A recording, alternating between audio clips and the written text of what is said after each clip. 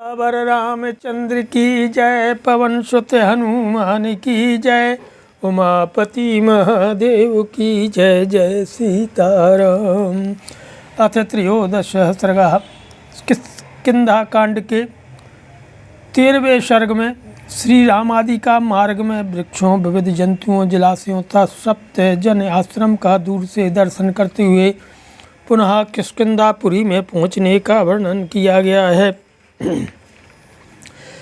कृष्णमुखात् सधर्मात्मा किष्किन्धां लक्ष्मणाग्रजः जगाम सह सुग्रीवो बालविक्रम पालितां समुद्यम स्महच्चापं रामः काञ्चनभूषितं सरांश्चादित्य संकाशान् गृहीत्वा रणसाधकान्।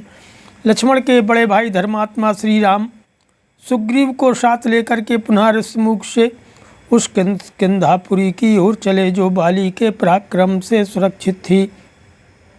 अपने स्वर्ण भूषित विशाल धनुष को उठा करके और युद्ध में सफलता दिखाने वाले शूरतुल तेजस्वी बाणों को लेकर श्री राम वहाँ से प्रस्थित हुए। कि अग्रतस्तु यूतस्य राघवस्य महात्मनः सुग्रीवा संगत ग्रीवो लक्ष्मणस्य महाबलः। महात्मा रघुनाथ जी के आगे आगे सुगठित ग्रीवा वाले सुग्रीव और महाबली बली लक्ष्मण चल रहे थे। पृष्ठतो हनुमान वीरो नलो नीलश्च वीरवान तारश्च महातेजा हरियूथपयूथपः।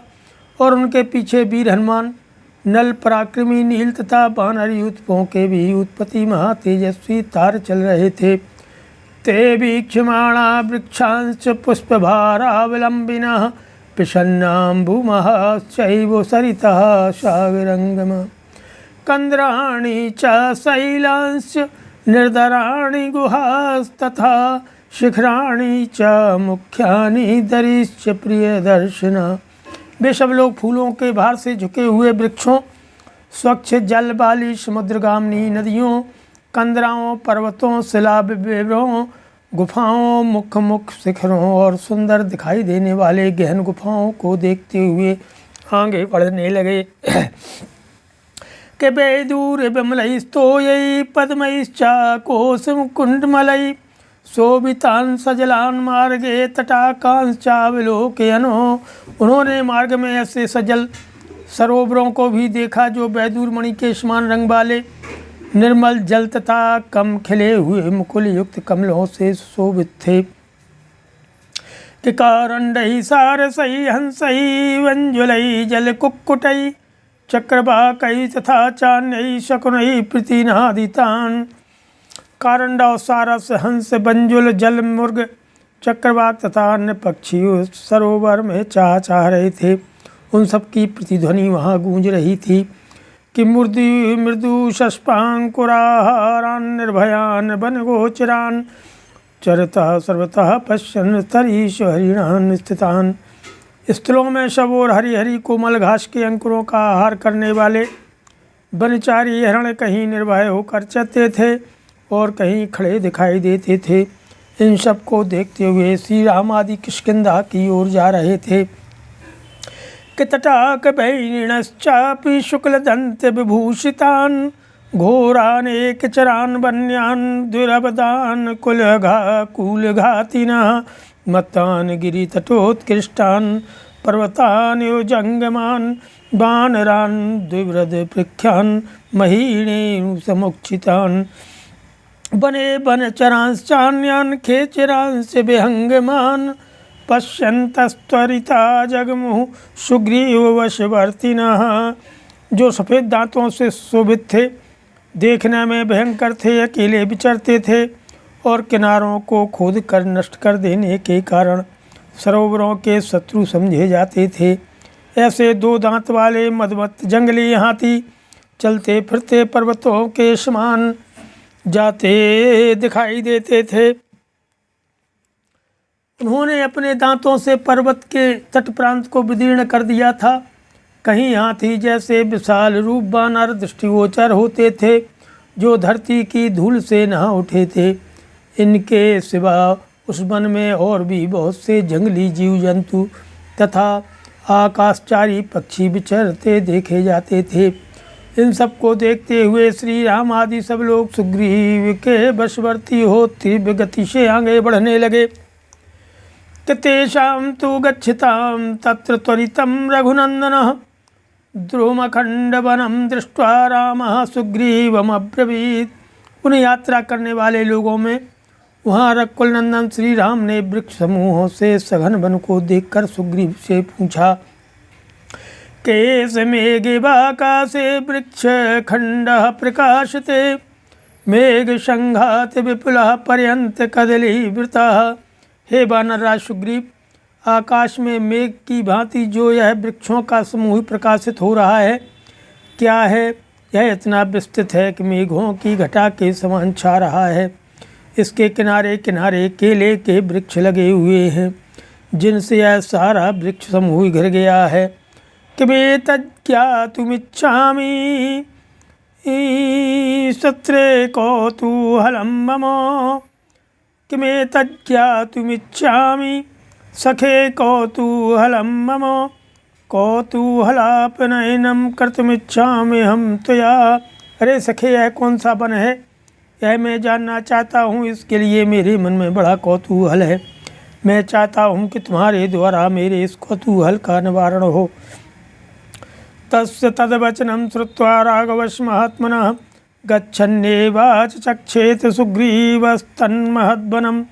महात्मा रघुनाथ जी की बात सुनकर के सुग्रीव ने चलते चलते ही उन विशाल वन के विषय में बताना आरंभ किया। के तद्राघव विस्तीर्णमाश्रमं भ्रमश्रमनाशनम् उद्यानवन संपन्नं स्वादुमूल फलोदिकम् अत्र सप्तजनानां मुनयः संस्थितव्रतः सप्तैवासन्नदः नियतं जलसायिनः। हे रघुनंदन, यह एक विस्तृत आश्रम है जो सबके श्रम का निवारण करने वाला है। यह उद्यानों वनों से युक्त है। यहाँ स्वादिष्ट फल फूल और जल सुलभ होते हैं। इस आश्रम में सप्तवन नाम से प्रसिद्ध 7 ही मुनि रहते थे, जो कठोर व्रत के पालन में तत्पर थे। वे नीचे से सिर करके तपस्या करते थे, नियम पूर्वक रहकर जल में शयन करने वाले थे। सप्तरात्रे कृताहारा वायुना चलवासिनः दिवं वर्षय्यातः सप्तभिः सकले वरा।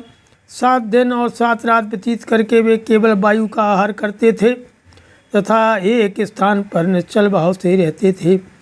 इस प्रकार 700 वर्षों तक तपस्या करके वे सशरीर स्वर्गलोक को चले गए। तेषामे तत्प्रभावेण द्रुम प्राकार संवृतम् आश्रमं सुदुराधर्षमपि सेन्द्रैः सुरासुरैः। उन्हीं के प्रभाव से सघन वृक्षों की 4 दीवारी से घिरा हुआ यह आश्रम इंद्र सहित संपूर्ण देवताओं और असुरों के लिए भी अत्यंत दुर्धर्ष बना हुआ है कि पक्षिणो वर्जयन्ते तत् तथा अन्ये वनचारिणः विशन्ति मोहादेप्यत्रो नान्वर्तन्ति ते पुनः। पक्षी तथा दूसरे वनचर जीव इसे दूर से ही त्याग देते हैं। जो मोहवश इसके भीतर प्रवेश करते हैं वे फिर कभी नहीं लौटते हैं। कि विभूषण रवाश्चात्र श्रूयन्ते सकलाक्षरा तूर्यगीत सुनश्चापि गंधो दिव्यश्च राघवो। हे रघुनंदन, यहाँ मधुर अक्षर वाली वाणी के साथ साथ आभूषणों की झनकारें भी सुनी जाती हैं। वाद्य और गीत की मधुर धुन भी कानों में पड़ती है और दिव्य सुगंध का भी अनुभव होता है। त्रेताग्नयोपि दीप्यन्ते धूमोहे कि प्रदृश्यते वेष्टयन्यो वृक्षाग्रान् कपोतांगारुणो घन। एते वृक्षा प्रकाशन्ते धून संसक्तमस्तका मेघजाल प्रतिच्छन्ना वैडूर्यगिरियो यथा। यहाँ आवहवनी आदि त्रिविध अग्नियाँ भी प्रज्वलित होती हैं। यह कबूतर के अंगों की भांति धूसर रंग वाला घना धूम उठता दिखाई देता है, जो वृक्षों की शिखाओं को आविष्टित कर रहा है, जिनके शिखाओं पर होम धूम छा रहे हैं। ये वे वृक्ष मेघ समूहों से आच्छादित हुए नीलम के पर्वतों की भांति प्रकाशित हो रहे हैं। कि कुरुप्रणामं धर्मात्मन तेषाम् उद्दिश्य राघवो लक्ष्मणेन सह भ्रात्रा प्रियता संहितांजलि। हे धर्मात्मा रघुनंदन, आप मन को एकाग्र करके दोनों हाथ जोड़कर भाई लक्ष्मण के साथ उन मुनियों को उद्देश्य से प्रणाम कीजिए। प्रणमन्ति हे ते तेषां ऋषीणां भावितात्मनां, न तेषाम् अशुभं किंचित शरीरे राम विद्यते।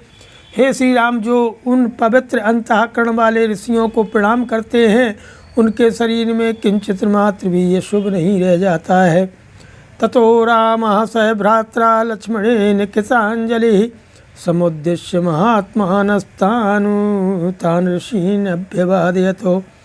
तब भाई लक्ष्मण सह श्री राम ने हाथ जोड़कर उन महात्मा ऋषियों के उद्देश्य से प्रणाम किया कि अभिवाद्य च धर्मात्मा रामो भ्राता च लक्ष्मणः, सुग्रीवो वानराश्चैव जगमुः संघृष्ट मानसा।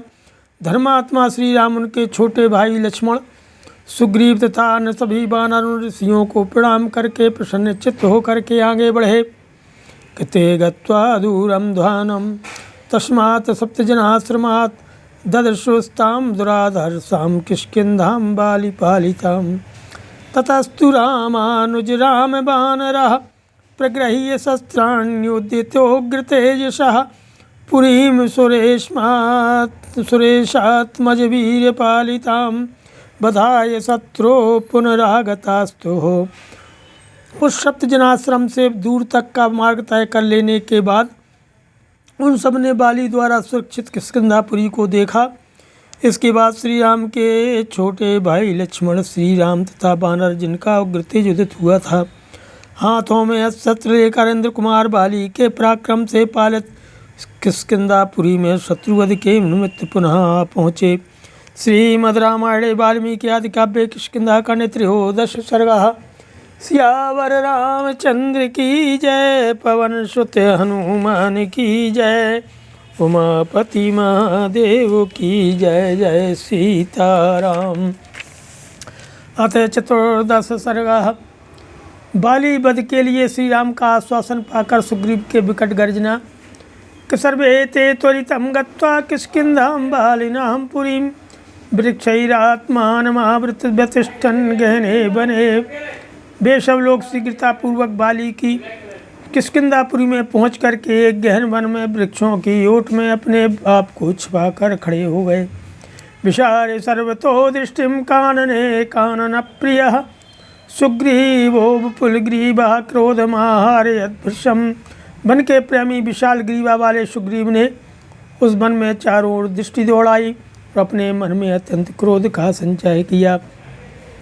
ततस्तु निनदं घोरं कृत्वा युद्धाय चाहुयत्, परिवारैः परिवृतो नादैर्भेदन्निवाम्बरम्।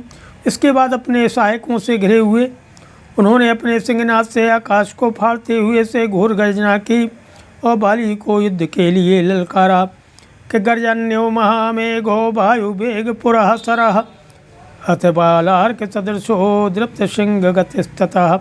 उस समय सुग्रीव वायु के वेग के साथ गरजते हुए महामेघ के समान जान पड़ते थे। अपनी अंग कांति और प्रताप के द्वारा प्रातःकाल के सूर्य की भांति प्रकाशित होते थे। उनकी चाल दर्प भरे सिंह के समान प्रतीत होती थी कि दृष्ट्वा रामं क्रियादक्षं सुग्रीवो वाक्यमब्रवीत्, हरिवागुर्या व्याप्तं तप्त काञ्चनोत्तराणां, प्राप्ता स्म ध्वजयन्त्राढ्यां किष्किन्धां बालिनः पुरीं, प्रतिज्ञाया कृता वीरो तुया बालिवधे पुरा। सफलां कुरुतां क्षिप्रं लतां काले वागतः, यो मुक्तस्तु धर्मात्मा सुग्रीवेण सराघवो, तमेवोवाचो वचनं सुग्रीवं शत्रुसूदनः। कार्य कुशल और श्री रामचंद्र जी की ओर देखकर सुग्रीव ने कहा कि हे भगवान, बाली की यह किष्किंधापुरी तपाए हुए सोने के द्वारा निर्मित नगर द्वार से सुशोभित है। इसमें सब और वानरों का जाल सा बिछा हुआ है तथा यह ध्वजों और यंत्रों से संपन्न है। हम सब लोग इस पुरी में आ पहुँचे हैं। हे वीर, आपने पहले बाली वध के लिए जो प्रतिज्ञा की थी उसे अब शीघ्र सफल कीजिए। ठीक उसी तरह जैसे आया हुआ अनुकूल समय पर लता को फल फूल से संपन्न कर देता है। सुग्रीव के ऐसा कहने पर शत्रुसूदन धर्मात्मा श्री रघुनाथ जी ने फिर अपनी पूर्वोक्त बात दोहराते हुए ही सुग्रीव से कहा, किता विज्ञान चिन्हस्तमनया गज साहुया लक्ष्मणेन समुत्पाट्य येखा कंठे कृता तवो शोविषेऽप्यधिकं वीरलतया कंठशक्तया विपरीत बाकाशे सूर्यो नक्षत्रमालया। अरे वीर, अब तो इस गज पुष्पी लता के द्वारा तुमने अपनी पहचान के लिए चिन्ह धारण कर ही लिया है। लक्ष्मण ने इसे उखाड़कर तुम्हारे कंठ में पहना दिया है। तुम कंठ में धारण की हुई इस लता के द्वारा बड़ी शोभा पा रहे हो। यदि आकाश में यह विपरीत घटना हो कि सूर्यमंडल नक्षत्रमाला से घिर जाए, तभी इस कंठ लंबिनी लता से सुशोभित होने वाले तुम्हारी उस सूर्य से तुलना हो सकती है। अद्य बालिशमुत्थम ते भयं वैरं च वानरो एकेनाहं प्रमोक्ष्यामि बाणमोक्षेण संयुगे। हे वानर राज, आज मैं बाली से उत्पन्न हुए तुम्हारे भय और बैर दोनों को युद्ध स्थल में एक ही बार बाण छोड़कर मिटा दूंगा।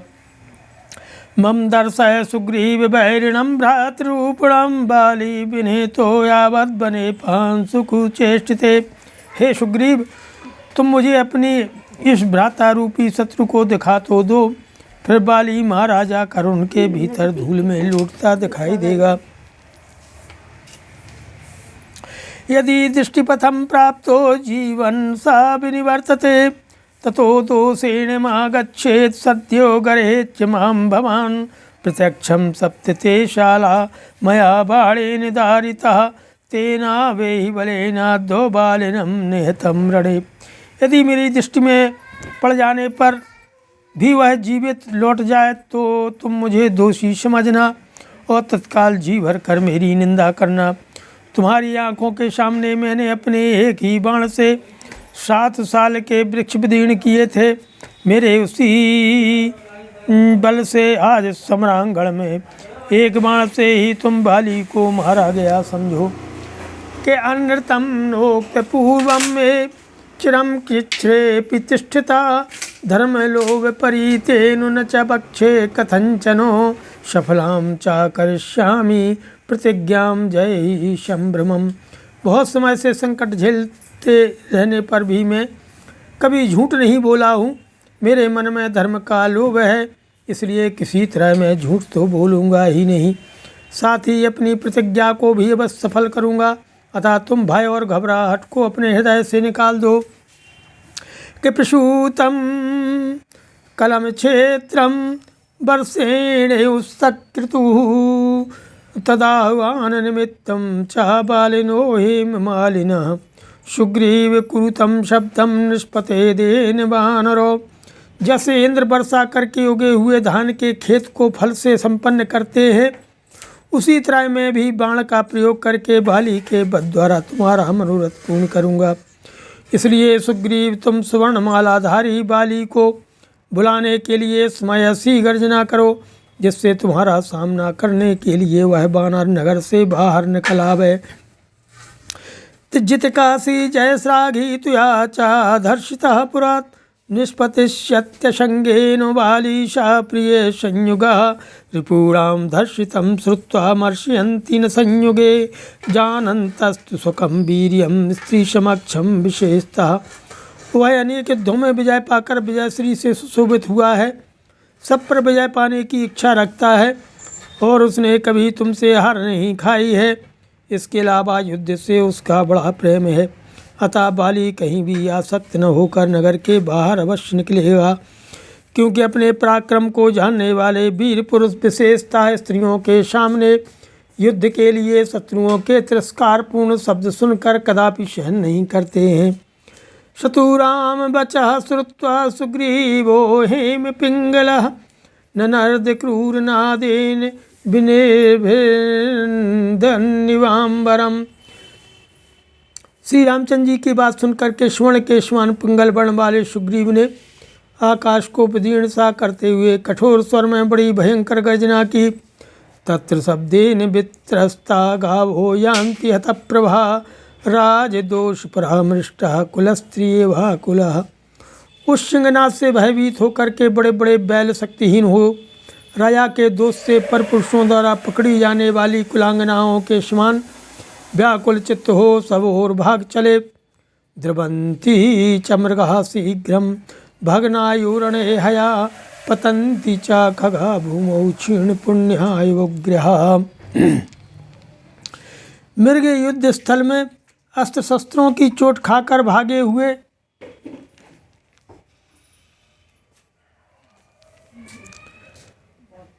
घोड़ों के समान तीव्र गति से भागने लगे और पक्षी जिनके पुण्य नष्ट हो गए हैं ऐसे ग्रहों के समान आकाश से पृथ्वी पर गिरने लगे। ततः सजीमूत कृत प्रणादो नादम ह्यमुंचत त्वरया प्रतीतः सूर्यात्मजः सौरी विवृद्ध तेजा सरित्पतिर्वानिल चंचलोभी। इसके बाद जिनका सिंहनाद मेघ की गर्जना के समान गंभीर था और सौरी के द्वारा जिनका तेज बढ़ा हुआ था वे सुविख्यात सूर्य कुमार सुग्रीव बड़ी उतावली के साथ बारंबार गर्जना करने लगे। मानो वायु के वेग से चंचल ही उत्ताल तरंग मालाओं से सुशोभित सरिताओं का स्वामी समुद्र कोलाहल कर रहा हो। श्रीमद् रामायणे वाल्मीकि आदि काव्ये किष्किंधाखंडे चतुर्दश सर्गः। नमः सियावर रामचंद्र की जय, पवन सुत हनुमान की जय, उमापति महादेव की जय।